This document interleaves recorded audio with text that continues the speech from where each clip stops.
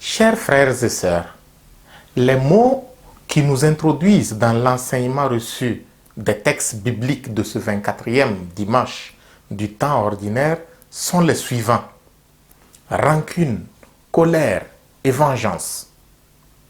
Nous avons tiré ces mots de la première lecture du livre de Ben Sira le sage. Ce sont des attitudes abominables, nous dit le sage. En leur lieu et place, il recommande l'indulgence, le pardon. Et dans l'Évangile, Jésus nous redit sa fameuse réponse à la question de Pierre qui voulait savoir combien de fois il devrait pardonner à quelqu'un qui lui fait du mal plusieurs fois dans la journée. Et Jésus avait bel et bien répondu: je ne te dis pas jusqu'à 7 fois, mais jusqu'à 70 fois 7 fois. Cette phrase nous est adressée aujourd'hui à nous. Nous pouvons la lier à l'enseignement de Ben Sira le sage que nous avons écouté dans la première lecture. Pourquoi faudra-t-il toujours pardonner à ceux qui nous font du mal? Évidemment, ce n'est pas toujours facile de pardonner et surtout pardonner tout le temps.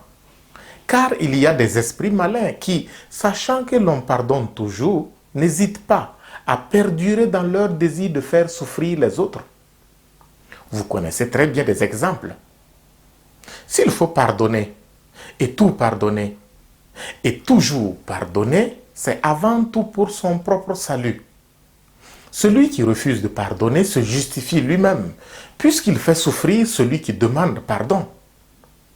Et à un niveau plus accru, la colère conduit à la rancune, et la rancune conduit à la vengeance.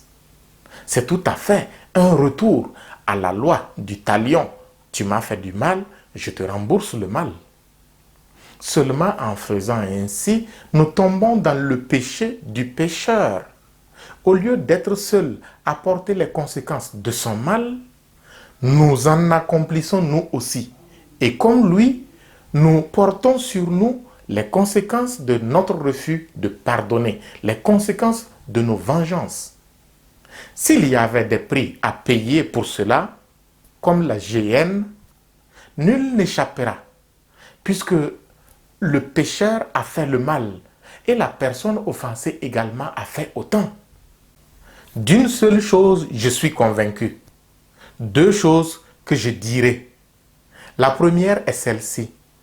Le petit malin qui se plaît à faire le mal aux autres en pensant pouvoir toujours leur demander pardon et aller se confesser, ce petit malin-là se trompe. Il mourra en plein péché, le jour où il ne pourra ni demander pardon, ni aller se confesser. Il ne faut donc pas prendre ça à la légère. Il ne faut pas prendre le malin plaisir à faire souffrir les autres parce qu'on est convaincu de leur demander pardon et d'aller se confesser.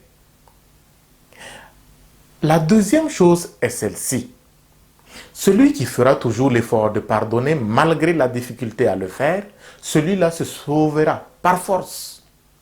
Il ne craint ni le jour ni l'heure de sa mort. La conscience tranquille. Il accueillera toujours la grâce de Dieu dans sa vie et dans celle de ceux qui lui sont chers. Bien que difficile, j'essayerai de pardonner toujours. Je vous invite donc, frères et sœurs, à essayer vous aussi, avec moi, à pardonner toujours. Que Jésus Eucharistie nous y aide. Amen.